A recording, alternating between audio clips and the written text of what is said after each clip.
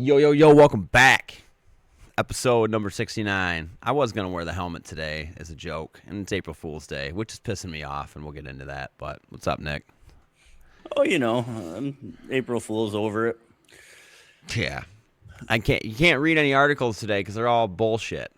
I got to read one more article about Tom Brady coming out of retirement to play for the fucking Raiders. Yeah, done. Anyways, on that note, let's kick it.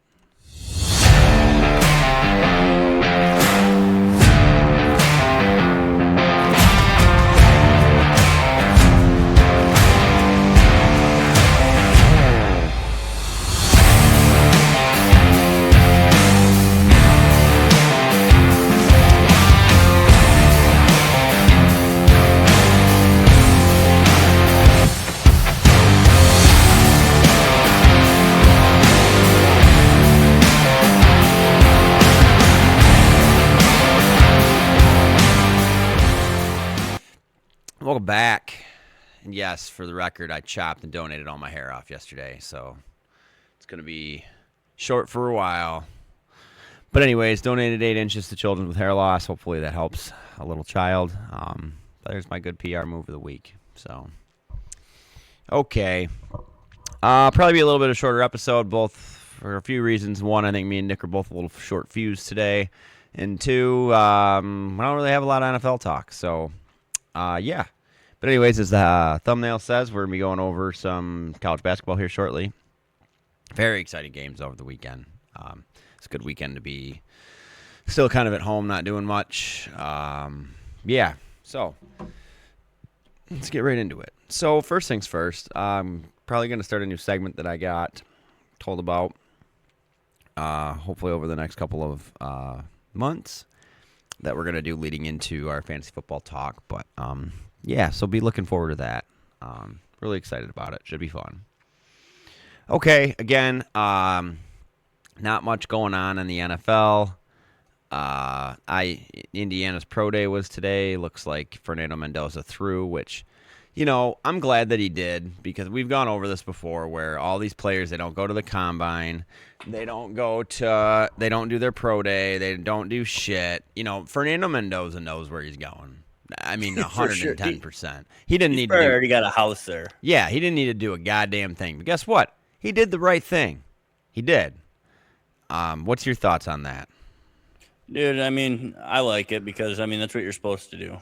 Mm-hmm. That's why they have these days. But I also would understand if you were the lock number 1 pick, being like, I've already bought a house in your city. Let's go. Yeah. Yeah, and then watch him come out and draft somebody different. Ty Simpson, number 1. That'd be hilarious. That would be crazy. That might Tom almost Brady be more. Would be forced to sell his team. That might almost be more of a shock than Shador's slide last year. Oh, it'd be way more of a shock. Mm-hmm. Yeah, so we're starting to come out with mock drafts. All right, so the NFL owners meetings are going on. Again, it's really hard to tell what's bullshit and what's not. But it looks like the couple things that I know that I read that are real are, you sent me the article on the Fridays not being short weeks anymore, which is just 110% a load of horse shit and a terrible thing to vote in. The owners clearly care about one thing and one thing only, and that's money. The good thing that got voted in is there's just going to be no more doubleheader Monday night games, which is great. That is the dumbest shit they've ever done. Especially ones that run at the same goddamn time. That makes no sense. Like the Monday night, the primetime games are supposed to be primetime for sole viewership, not shared viewership. Right. One thing, too, that I'd like to mention and we can talk about is the FCC is now investigating the NFL. I'm going to get a little bit of this wrong, but the long and short of it is for price gouging the consumer, which is us. You now have to have 10 different forms of media in order to view all of the NFL games, and with I think 9 of those 10 being a paywall subscription service that you need to pay money in order to access those games. The NFL's argument is, well, 83% of our games are free over antenna television. Well, guess what? That 17% that aren't are the actual fucking games we care about.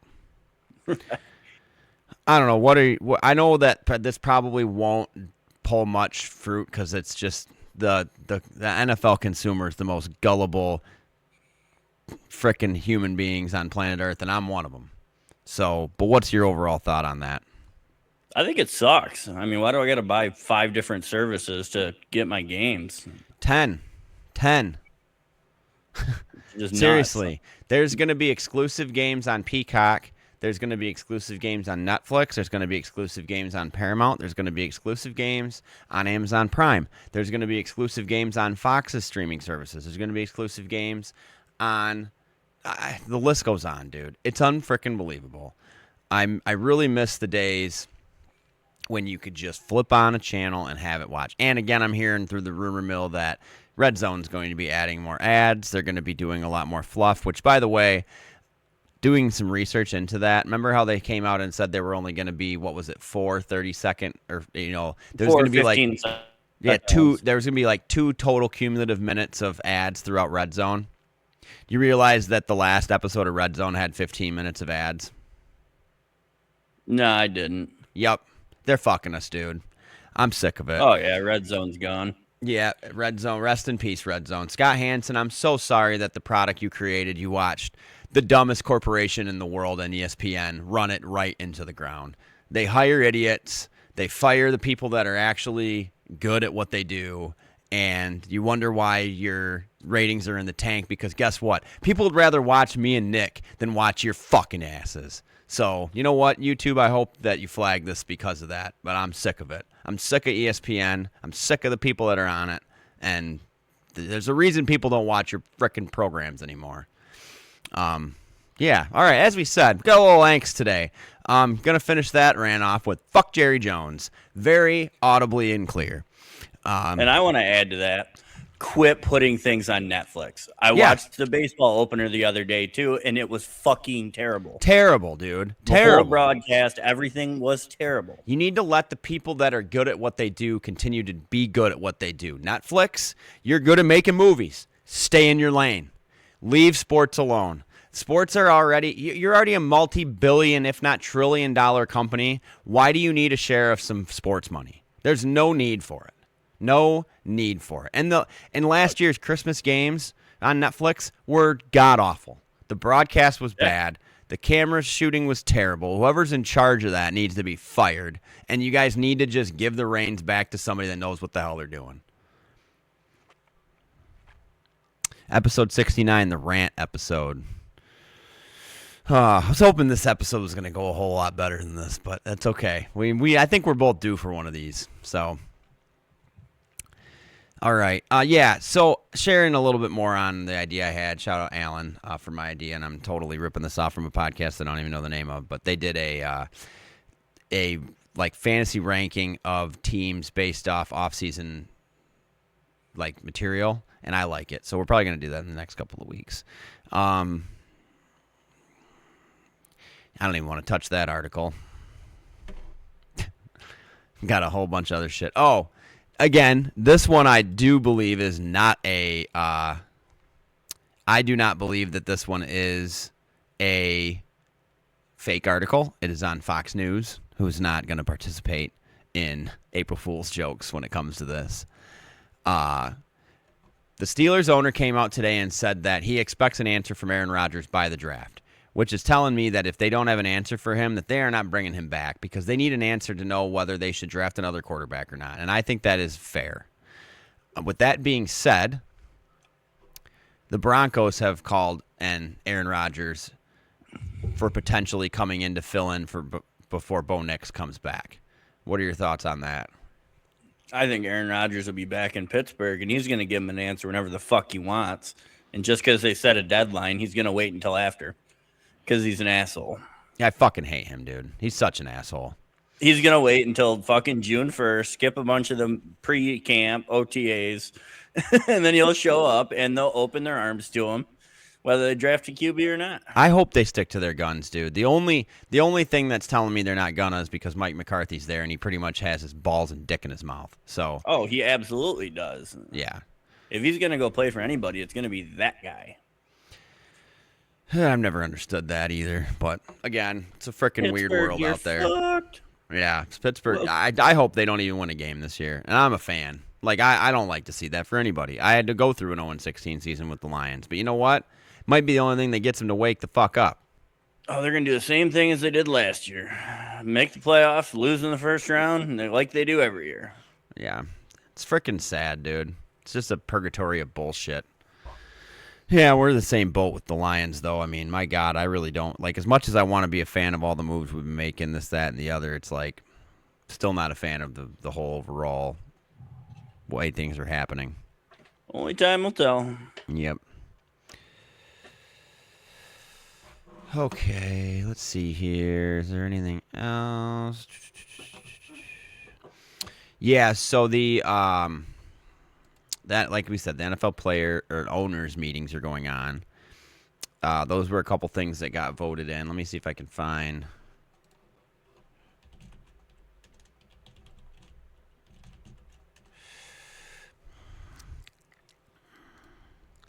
Oh, Las Vegas got awarded to host the Super Bowl in 2029. That'll be cool. It'll give Fernando Mendoza just enough time to make the Raiders good enough to potentially have a shot to have a home Super Bowl. Yeah, I don't see it happening. Nah. They're 5 years away from being 5 years away.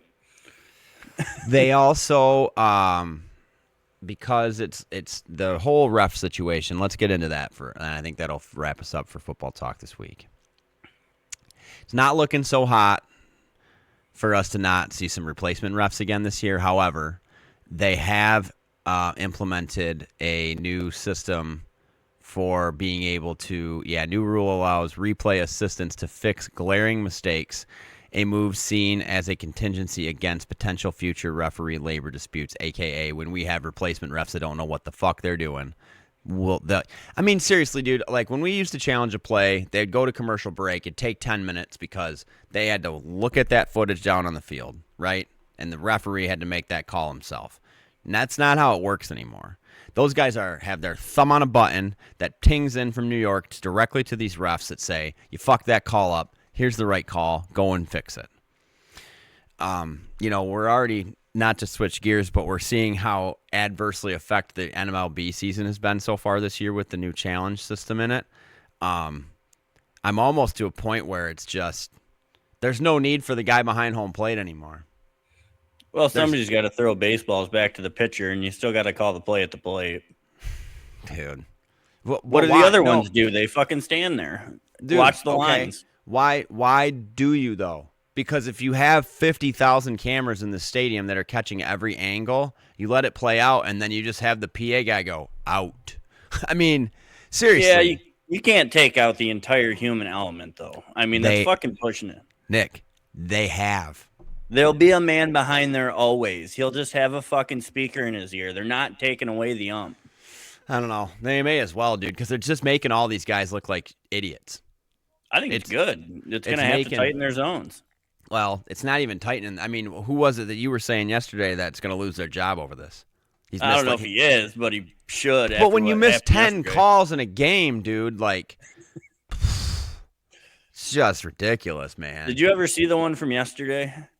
They called the runner out because he missed first base. His foot was square in the fucking middle of the bag. Like, not a toe, not a heel. Like, his whole size 12 fucking shoe was in the middle. It's bad. It's even to a point like now, like guys are striking out on full counts or, getting called out and they tap their head and they just start walking to first because they know they're right. You know what I mean? They know the zone. Yeah. It's unbelievable. And it sounded like a good idea on paper, but to be honest, they're going to have to come up with a better way to do this because they get it wrong more than they get it right now. And it's starting to show. So, well, no, they don't. Because if you look at the numbers, they get about 12% wrong. That's a lot of fucking calls they get right. Well, you're looking at this glass half empty. 12% is still a chunk of missed calls, dude. It is, but fuck, man. You're making it out to be, they got 80% of them wrong. No, the number's like 12. Yeah, well, either way, I just think they're going to have to come up with some other kind of – they're going to have to figure it out. And right now, do you get 2 challenges? Is that right? And you can keep challenging as long as you're right? Yeah. But if Yeah, you I get love 2 it. wrong, you're done. Yeah. Okay. And is Yeah, that I for love that. Is that for your team? Yeah. Okay.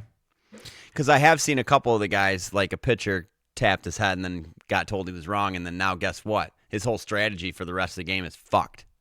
Yep. You know, That's why I mean, because like it's one back, of them. you know, when you know that that an ump is giving you low calls, guess where you're throwing the ball the rest of the game? Low. Now that's gone. It's gone. I like it. Get it right. We'll see. We'll see how it goes. All right.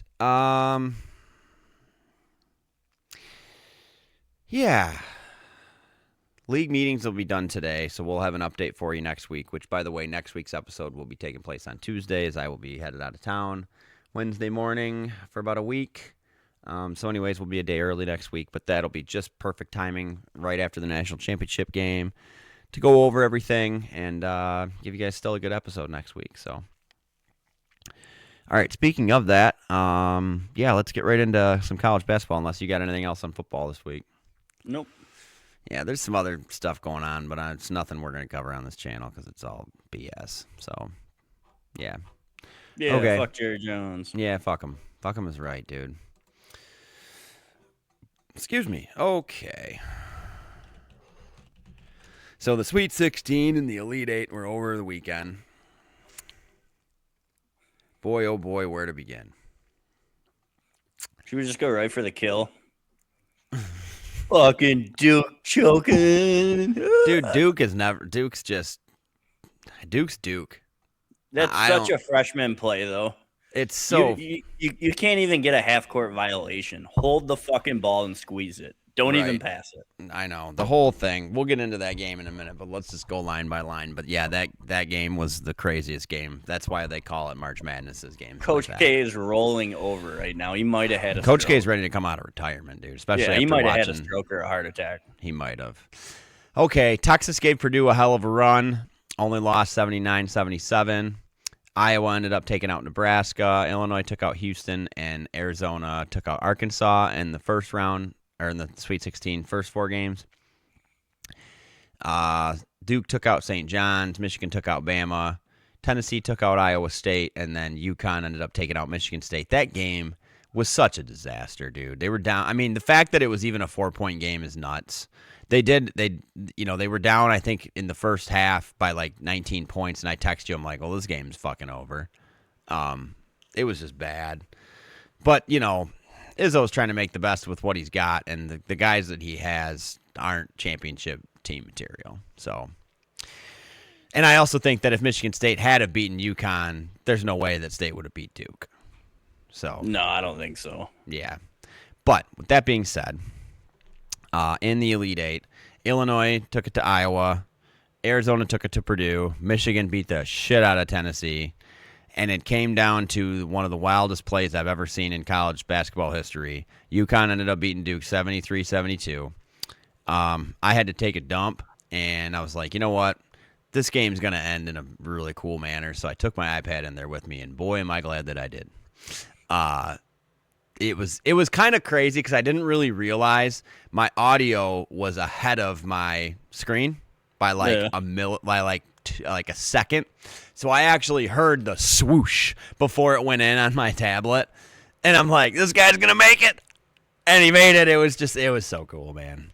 But like you said, that play was just a total lack of having skill and knowledge enough in big moments like that to know what to do.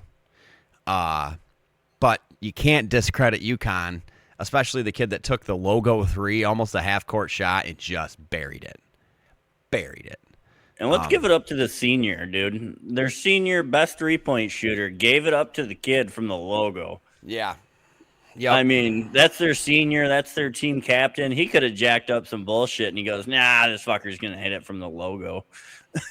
Yeah, it's unbelievable, man. Totally unbelievable. So, all right.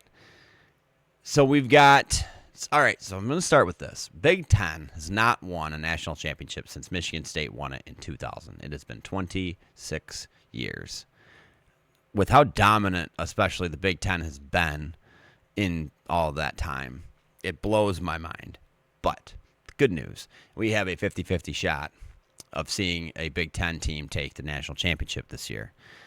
We've got Illinois playing UConn on Saturday at 6 o'clock, and we've got Michigan playing Arizona. Again, they got to stop with these fucking late games, dude. It's so stupid. Like, why is it? Why is it? Because it's seriously, dude. It's in Indianapolis, for crying out loud. Like, it's on the East Coast. You have an East Coast team. Make Arizona have to watch the game early instead of having everyone else watch it late. God, everybody sucks. Anyways, I'm taking. It's gonna end up coming down to UConn and Michigan, in my opinion. Whoever wins the Michigan-Arizona game, in my opinion, is gonna win the national championship. I think they're the definitely two best teams left. It's not that UConn's not good. They just really what UConn comes down to is they're a good team that has so much experience in this dance that it shows every single year. Every single year. Well, yeah, they fear for their lives because their coach is a psychopath. Yeah, literally. I mean, I like Curly, don't get me wrong, but the guy is a fucking nutcase. Yes, he is. He sure is, dude. It's unbelievable. So, but you still got Michigan winning the whole thing? I do, but I also agree the winner of that Michigan-Arizona game, those are just the two most well-rounded teams. They are, period. I mean, it would be crazy to see Illinois beat UConn, and they've been playing very well. It's not that they couldn't. I think they can, for sure. It'd be really, really cool to see an all Big Ten national championship, knowing damn well someone's taking that ship home for the Big Ten. That would be neat. It'd be really cool. But we'll see. So, yeah, tune in this weekend. Saturdays, both those games, and then like we said again, on Monday, April 6th, is the national championship game, and that is at 8:30. So, yeah. Looking forward to it. It's been a really fun another round of March Madness this year. Really, looking forward to next season already, because I always forget how much I really, truly do love NCAA basketball until it rolls back around in March. But, yeah, we'll see. We'll see what next year brings, too. But, yeah, we both got Michigan winning it all. I do have a bracket left still that does have Michigan winning it all. So are you still really high up in your percentile on your bracket? I think I'm like 95.7. Oh, okay. If you were sticking in that 99%, that'd be impressive. Yeah, but I had Duke in the final, and Florida got knocked out of the Final Four. So I got 2 out of 4. Yeah, that'll do her. That will do her. I mean, it's not as fucked as your bracket, but it's getting there. Well, that bracket was the last one I did, and I'd filled out about 10 of them. So I was just like literally throwing darts at a wall with a monkey. So...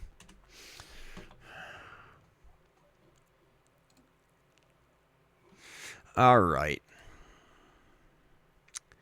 So moving along here, as we stated, it's going to be a little shorter episode this week, but that's okay. Moving on to some golf. TGL's finished. Liv didn't have a tournament, but the PGA. Let's get right into it. Unless you've been sleeping under a rock, one of the greatest comeback stories, again, happened with Mr. Gary Woodland, winning for his first time in almost 7 years by 5 strokes. Won with 21 under. Ended up winning the Houston, or was it I thought it was the Texas Children's Open, not the Houston Open. I don't think so. No, either way, it doesn't matter.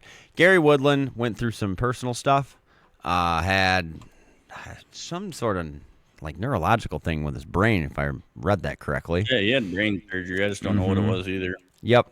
And, had to take some time off golf. Wasn't sure if and when he'd ever be able to come back and play golf. So for him to come back and win another PGA event, the last one he won was, I think, the U.S. Open. Yeah, it was pretty cool to watch. It was. You could tell he was just overcome with emotion.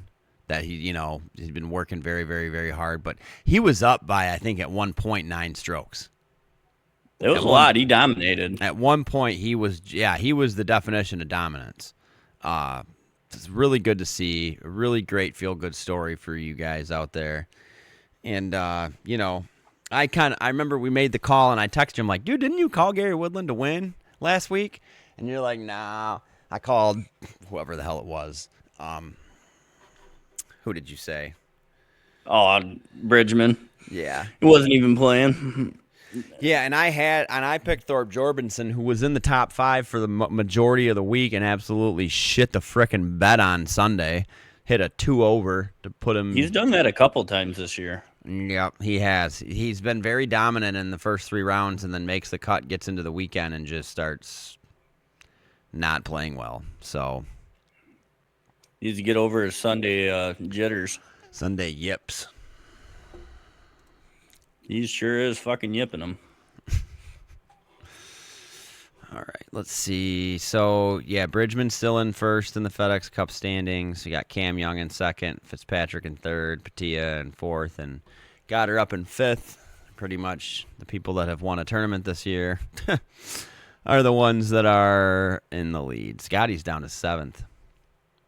Yeah, but Scotty's also taking the month off before the Masters. Yeah, for sure, which I'm so excited about and very upset that I'm out of town for that, but it is what it is. So, oh well, I need it. I need a vacation. I need to get the fuck out of here, man. I came out here to record earlier, and my door's been wide open in here all day, just heating the outside. And it's been my day. All right, well, who do you got for the Valero Texas Open? You gonna call somebody that's not playing again? No. Yeah, I got to look at the list. Why don't you go ahead with your pick? Let's see. You know what?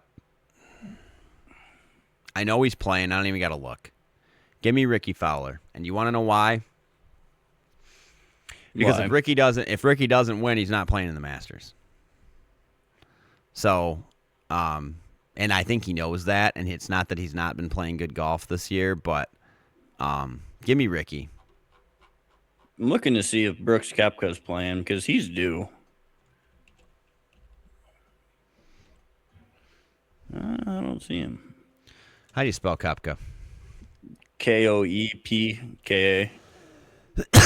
It looks like he is. Yeah, that's who I'm going to roll with because he's been getting better every week. Well, where the hell? If not, give me Tony Finau. Hey, there you go. All right, so yeah, we'll have that this weekend, and then it goes right into what the hell? Masters week. Yeah, which I'm so looking forward to. Which, by the way, again, Masters tickets, you can apply for them between June 1st and June 20th, which we will both be doing again this year because it is my mission to make it there eventually. It's just unprecedented golf. It's one of, if not arguably, the best sporting event, period. I definitely have. You seen that they have packages now that you can buy where you can. It's like called Taste of the Masters, and they send you. It's a couple $100, and they send you a whole catering kit where you can make the pimento cheese sandwiches. You make you make their drinks. You make everything, and you do it right at home. I'm so game to do that, especially like next year if we don't get in with the lottery. I am totally game to do that. That would be much. That would be a lot of fun. Yeah, check that out if you haven't heard about it. It's a pretty cool thing that the Masters does now. They started it during COVID, was what I understood, but they continued it as they should. I mean, I think it's like you have like a 0.001% chance actually getting picked to actually get a ticket. Oh, this is another fun fact. So I was watching a video while I was waiting on you earlier, and back in like the 90s, right? Maybe 2000s. There was a guy that applied for tickets, and you can apply for all days, like Monday, Tuesday, Wednesday, Thursday. You can go to, and Monday is the practice round, right? So this guy got his ticket for the practice round, and he showed up with his bag thinking he was going to get to play the practice round. That's funny. And the funniest part about it is, you want to know what this guy's bag consisted of? What? A driver, a 7-iron, a 56, and a putter. Oh, damn. Like, he'd have hit 500. But he did have a Nike Sasquatch driver in the bag, which they probably just should have let him play just out of spite for that. But shout out Nike Sasquatch driver. That driver is crazy. You ever heard one of those be hit? No. Oh, dude, it makes the craziest sound. It's that square-headed driver, dude. It is nuts. I've only had one other person I've ever met that had one, and he loved it. And I kind of looked at eBay the other day looking to get one for myself just to have one as a novelty, like hanging up on the wall because they're so far and few between. But it's hard to pay $70 for a driver you know you're never going to use. I mean, for real. It's a wall decoration and a conversation piece. So, all right, moving right along here.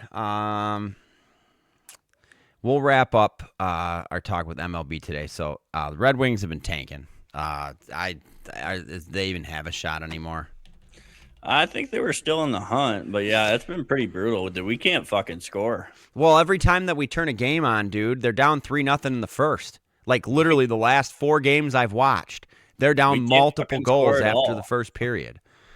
So yeah, it looks like we are tied with the Senators currently with 86 points, and the Columbus Blue Jackets have 88 points with the last place in the wild card. So we're going to have to pull a frickin' rabbit out of a hat if we want to see this. But, dude, our goal differential's -7. I mean, that's pathetic. Yeah. It's bad. We're 3-6-1. We've lost 2 in a row. I just don't know, man. I don't know what the deal with the Red Wings is. We've wasted Larkin's career already.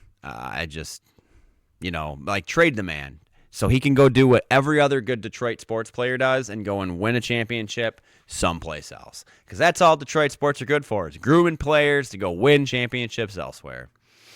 The positive Hulaham hour. Fuck Jerry Jones. All right.